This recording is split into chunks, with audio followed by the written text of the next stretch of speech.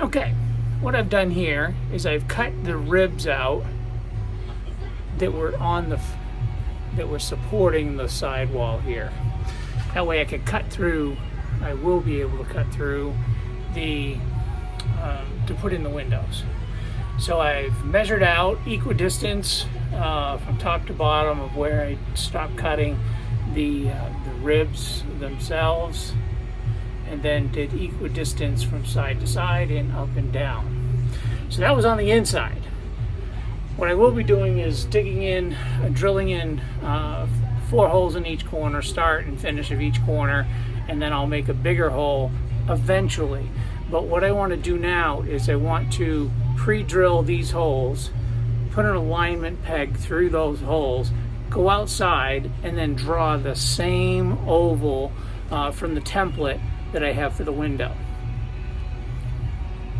Okay, as you can see, I did the hole. I pre-drilled, made some larger holes so I could get my saw into the hole and cut all the way around it. And then I cleaned off all of the tape. I taped off all around the exterior where my saw would have made contact with the paint to make sure that we didn't scratch anything.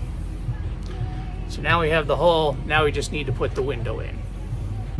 Okay, to prep the window, I have my butyl tape all the way around. I took it off here at the edges just so I could make the round part of the corner. And now I'm going to align that up into the hole and so I can get the screws in. Now this works better having 2 people, somebody holding it from the outside and someone on the inside to apply the inner ring and then put the screws in. So let's do that. Okay, so now we can see the window here. It's tinted. And what I need to do now is to trim all this extra butyl tape that came out for when I tightened it up. And the butyl tape was a little wider than the ring itself on the inside. So I'm going to do that very gingerly with my box knife. So here we go.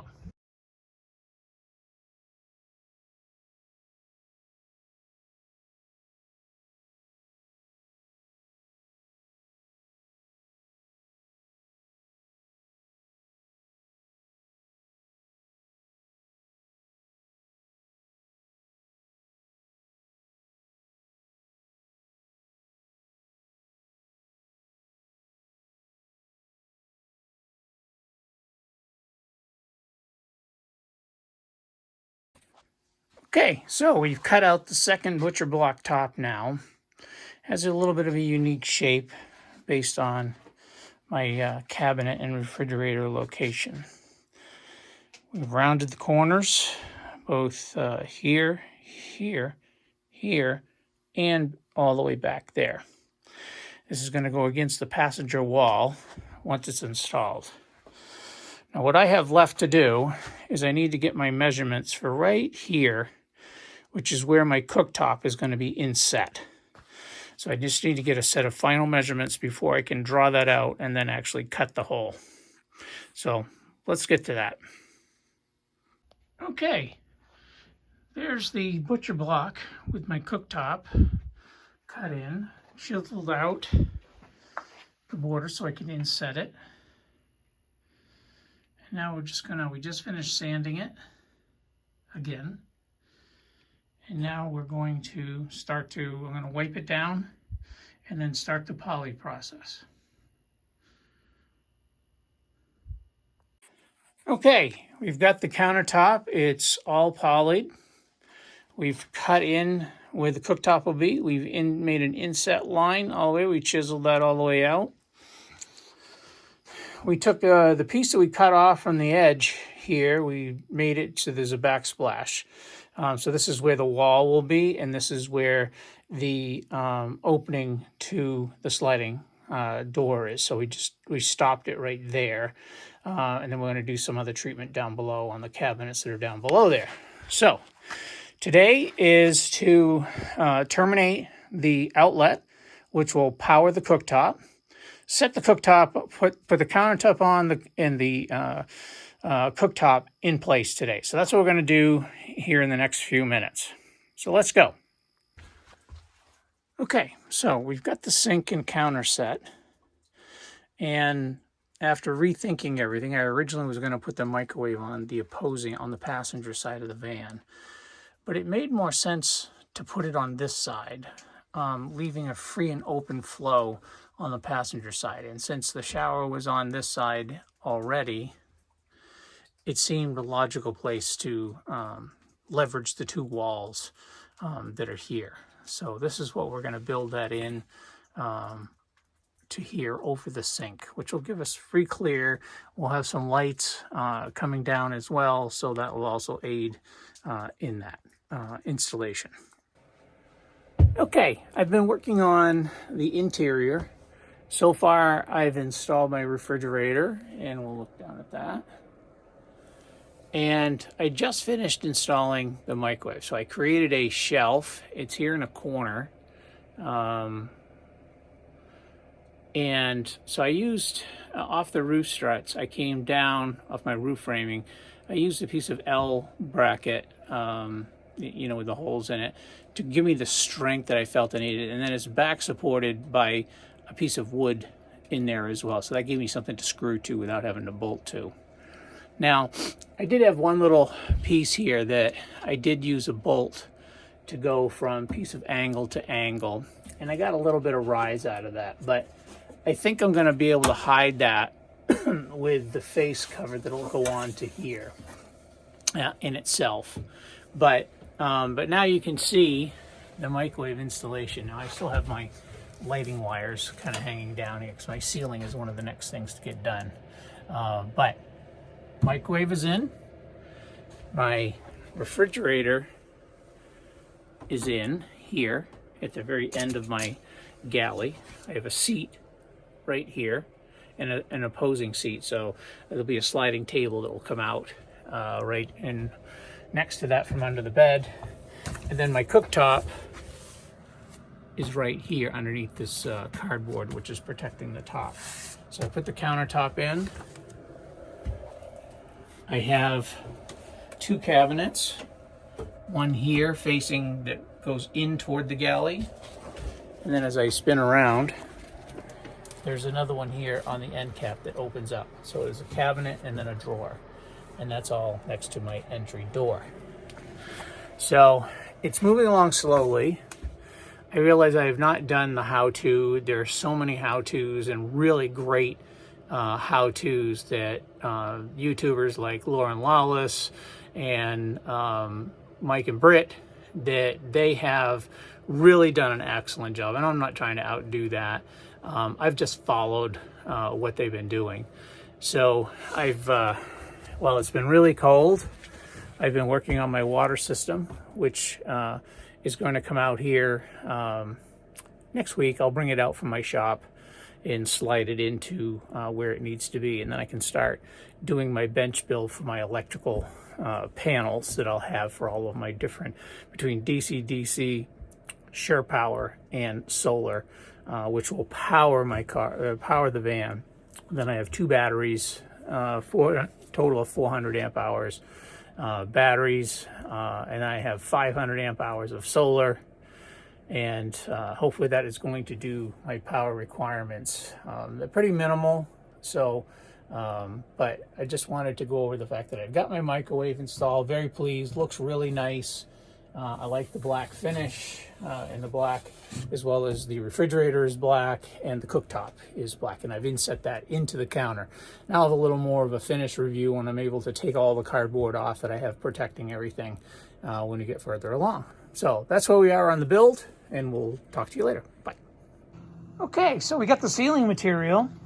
Came in, I got 6 bundles of cedar, clear cedar, and it comes all nicely packaged up. And I've laid them out, and I'm putting 2 coats of fast drying poly on them. This is how they look when they're all finished. So we're going to get these all done up and then install the ceiling. So let's get that coat on.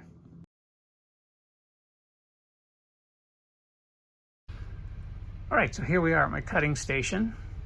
I've got my saw, all my pre-finished tongue and groove cedar here. Okay, here we are inside. You can see I've put up the first 4 boards. What I've decided to do, instead of nailing it, I just feel like the jarring of the vehicle moving and stuff, that, you know, nails are going to kind of work themselves out. So what I've opted to use, and you can see, and I think it makes a nice effect, I'm using a black panhead self-tapping screw. They're 3/4 of an inch, so they're going right through the tongue and groove cedar. And the first ones I put up here were ones that were basically home runs from fan to fan, from front to back. And now I'll start staggering them as they're different lengths as we move forward. So that's the first 4, so let's get going. Okay, we finished the ceiling. Came out really nice.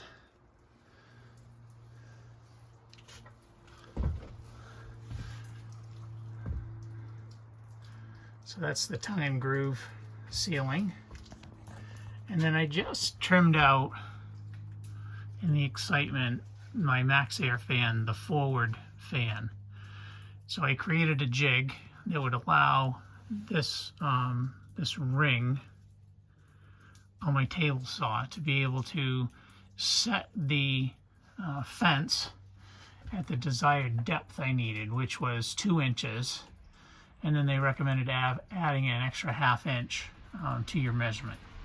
And that way it fits inside of the, there's a ring that it slides into. And so that allowed that to fit in there rather nicely.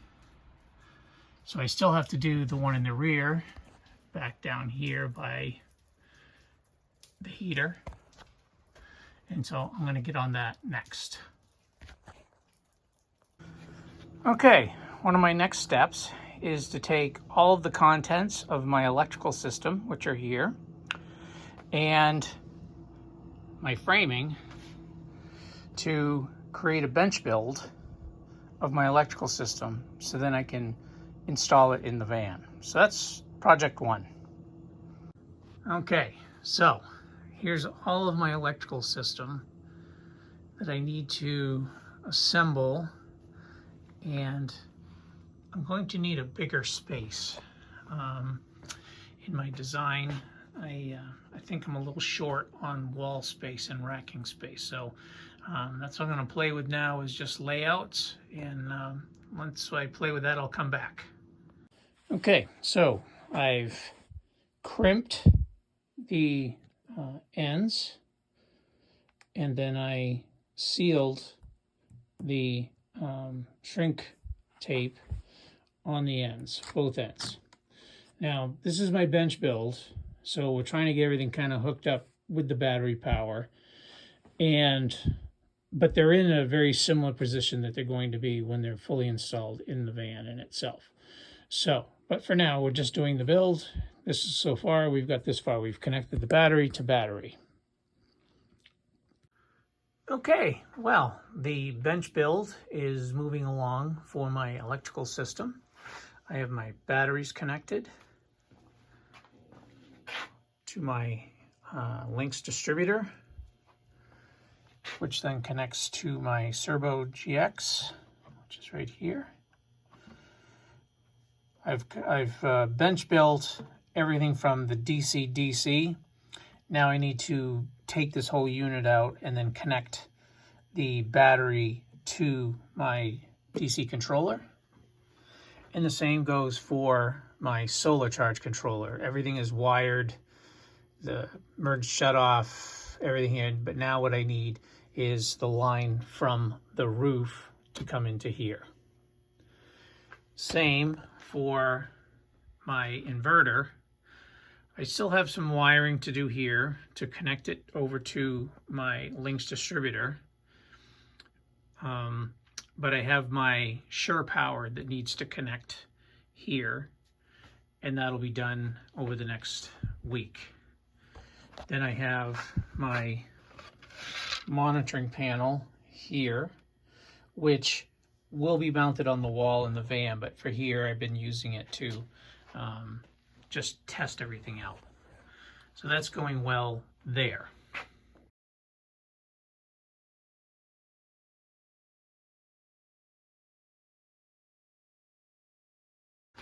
The final piece I have to do is here is my 120 panel in my 12 volt panel. This is where it will mount. I will wait until I get the main bench build set in place. Then I will connect both the 120 line to the bus and then install it in its place here in the underneath the bed in the back of the van. But progressing very nicely.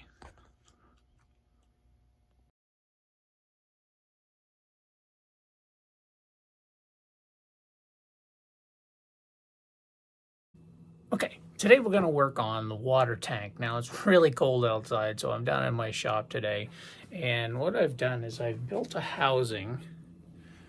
And I'm going to just turn my camera around here in a moment so you can see that I built a housing. My 40-gallon tank is sitting inside of the framework. That's going to allow me to mount my water pump and my other items across here, and I'll be able to label it up nice, and as well as secure my PEX connections so they stay really stable, or my flexible hose for quieting to make sure that the pump doesn't rattle off the connection. So we're going to do a little bit of that. So just kind of walking around here. Here it is. We put some stabilization in here, and this entire framework will mount down into the floor of the van in itself. We've put in some L bracket here to stabilize the tank, and then we'll put one up over the top just to keep it stable in itself. So trying to do the entire tank connections and everything here in a nice warm shop while it's -3 outside today. So that's what I'm going to work on. I'll try to do some stops as we go along here as we progress. Okay, we did an initial mock-up, and now we've got everything mounted here. So we have the tank fill for filling the tank. Then we have the air vent and overflow. Down here we have, this is the drain. I still have a 45 and a shutoff valve to put down here. Then coming out of the tank, I have two 45s I still need to connect from here to connect to the main system. Water comes through here. As I'd stated, I have a winterization system that I've put in here so I can load antifreeze into the water lines. For here, it has the shutoff valve. Coming across, anti-vibration, the clear tubing, through a filter to the pump. Again with the anti-vibration for the clear plastic, into the accumulator, and that comes out. And then this would then take it into the van, into the sink and shower. And again here we have a shutoff valve, but this is going to the city water, which will come from outside of the van, and we'll connect it. So I still have to connect this once I install it in the van, but didn't want to do the rough in from here. But it's good to hear. But as I back up, you can see this is my water system for the van. Now on top, I've mounted my gauge sensor, and then this will go up to my where I have my, I'll have all of my monitor system set on one point in the wall, just off the galley by the sink. And we have the power still to connect. We have the lines run in the van. We just have to make that connection and then neaten that up. And then I'll finish up the labeling. I have my temporary labeling, but I'll put on some nicer labeling on the system. But that's my bench build for my water system.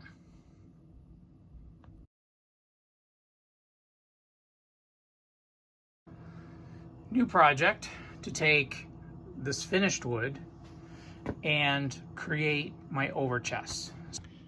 Okay, we've started making our overchests. We have our doors, and we've made our rails and our bases.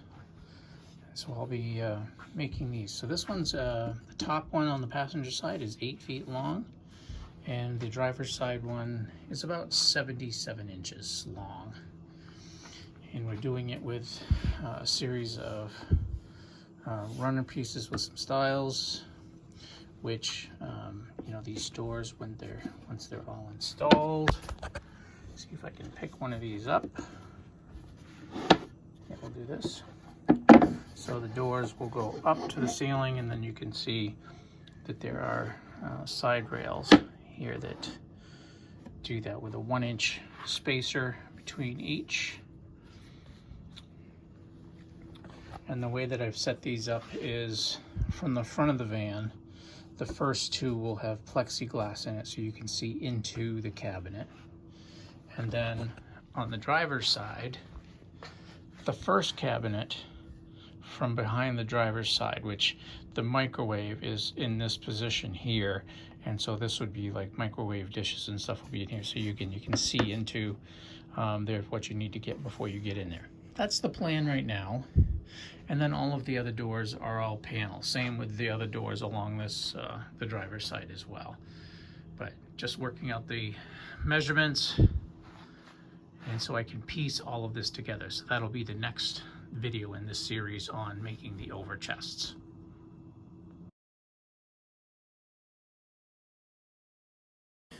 Okay, the Krieg pocket jig is really helpful. You can see you have some different settings here for how back you want your pocket to be back from the top. You can see here that we set this at currently at 3/4, and that's what it's giving us there. So we're setting it into the jig, we tighten the jig up, and then we drill the holes.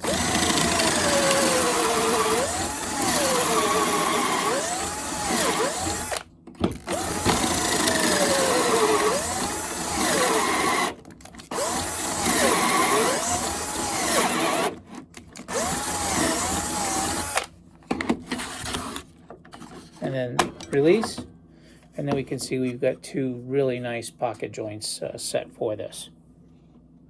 So here we've got the pocket joints cut, and we're putting these face down. And prior to doing these, I've marked out both where I need those to line up when I do screw them together. But I'm going to continue on with the pocket joints right now. Okay, Krieg comes with a couple other in their kit. One is to hold your pieces together. You can set your screws in here. I'm using a 1 1/4, you know, their get started pack, which is 32 millimeters. And then in the kit comes the extended piece. So if you're in a harder to reach, it's giving you a longer piece with a square tip for driving the screws into. So let me get this underway here. Okay, so we're continuing our second day of our build. We made the frames using our pocket jig here to make the frame of our overchests. Now, I ordered the doors pre-manufactured and didn't notice it when I placed the order, but they pre-drilled for the left-hand side of the door, which that is not how my doors are going to open. They're going to open up. So I need to do a hole for the hinge, essentially to be at the top. Now these are the tops down here at the bottom. And so I'm going to go through and put in the 2 hinges, Euro hinges, do the holes. Now I have a jig to do that.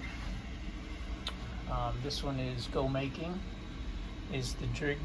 Works really well. I've done one set already, but I wanted to do the whole process all the way through. So now I'm doing the passenger side overhead storage. And if we look over here, you can see here are my ones for the driver's side. Now you'll notice that I did have some that I'm going to put glass into. And I think, as I mentioned, this is where cabins where I want to be able to see into them to see what's in them, where the other ones are more about storage and not necessarily need to be seen. So let me get going on cutting the holes.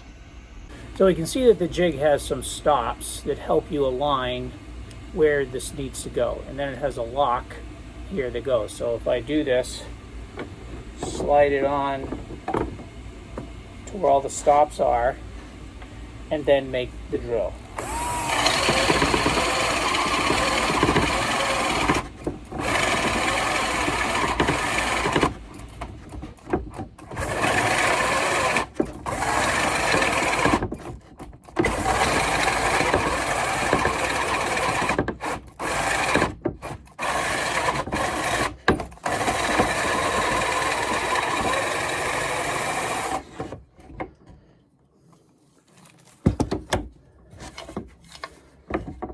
And then check to make sure that the hinge is going to fit in there, that I've achieved the depth that I needed.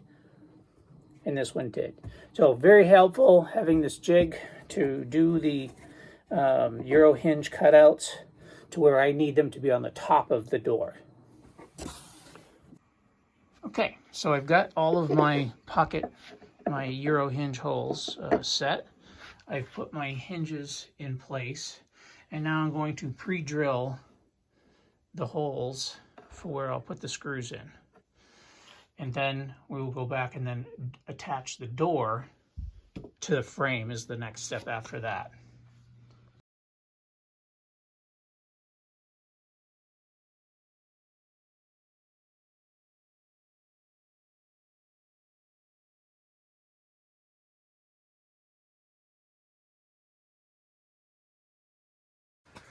Okay, thought I'd give you an update on where we are with the van. So, as I've talked about in the video, we have the countertops in, the cabinets are in, as well as a hanging closet and a shelf closet, all just before the shower.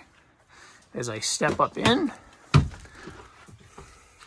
you can see that in my installation this weekend, I put in the cabinets, the overchests. I have several that will have glass in them so you can see into. And one of the things I didn't show is we will put a cover across the end here. But I did do a little shelf bracket for the first part. And then also for the back of the face. I didn't show in the demonstration was the installation of the shocks or the stays for the frames. And then I also put in shelf brackets as part of the stabilization. So we have the under support, and then this support goes directly into the wood infrastructure behind everything. And those went all the way around. And those came out really nice. Also, we saw the window installation earlier, but now we've framed around them. And I think I'm going to put in some little nooks here, just put some face against the insulation and then supported, and just leave that as a shelf, maybe with a little retaining ring here. And that's all above what will be the mattress, which is down in this space. We'll cover that. We'll go over here. And here we can see we have the stays for the bed. This week we'll be working on the installation of the electrical system. We have all of the wires bundled here. So now we can just slide the unit in, make the terminations for the DC-DC, for the solar, and for the Shure power will all connect into the final bench build that I'll slide in here and then bolt that all down. So we've not been standing still, but as a time reference, I did start the build in late October. And now we're in the beginning of March. From the ceiling install, you can see that where I had wires hanging, I now have my puck lights installed.